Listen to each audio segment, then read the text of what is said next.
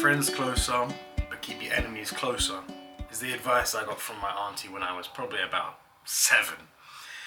And it was pretty good advice. I kind of understood it in the way of understanding your enemy, or understanding who's basically trying to be a hateful person towards you, and just try to understand it, right? So that you can maybe deflect it, or maybe you can help them even.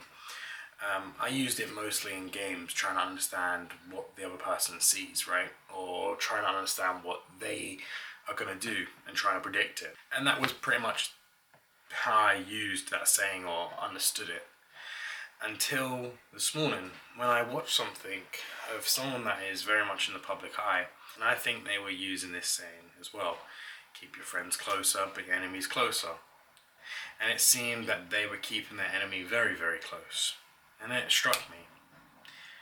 Maybe that was never their enemy. Maybe that was the gag the whole time. That this person would maybe pose as an enemy, but actually was never an enemy in the first place. And actually was a friend of this person. But it would draw in the enemies of this opposite person to then flip them to his friend. And I'll say that again. So you have one person here and one person here. This person views this person as an enemy, but actually, unbeknownst to everyone else, they're actually really good friends. And this person is very good at turning people's opinions and shifting it, because he is very honest and very truthful. Well, that's what we see anyway. But in reality, it's not. It's that this person is puppeting this one to make him look like he's an enemy.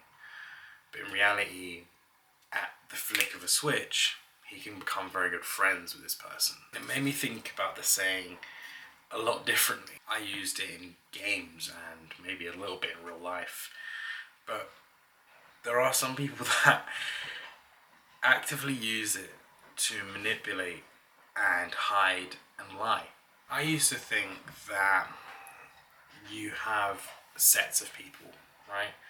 Poor people are a certain way, rich people are a certain way, fighters are a certain way, nurses are a certain way. And I am lucky enough to know that that is not the case, right? You can't group people in, it's impossible. And actually within every set of groups, you actually have smaller sets of groups, and also you have every unique personality within that one thing.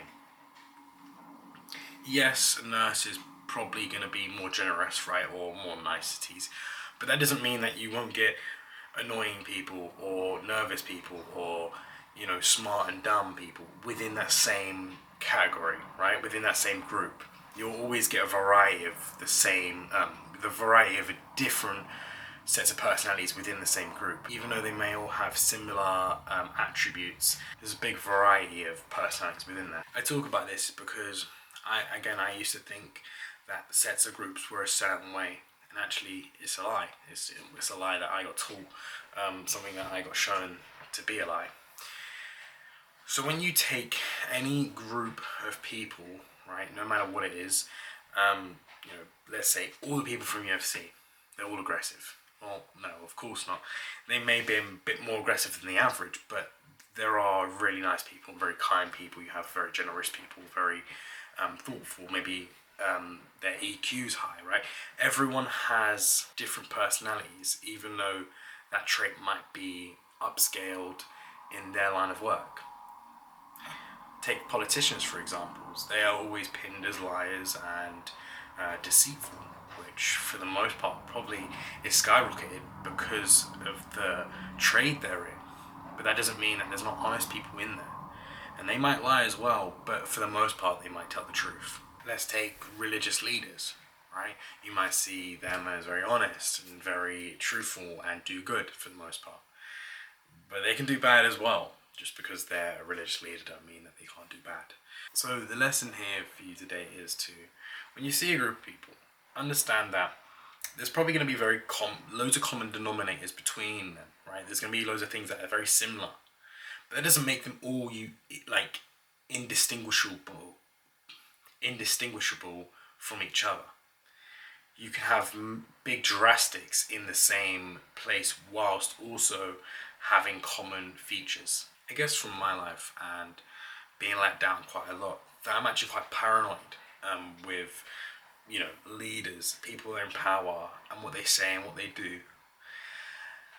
And so I guess I'm always looking for, a lie, or I'm always looking for deceit, right? And sometimes I don't find it. I find that actually the person that sits on our screens and tells us things and enforces rules and puts regulations in, we trust them, right? That's what we should do because they're leaders.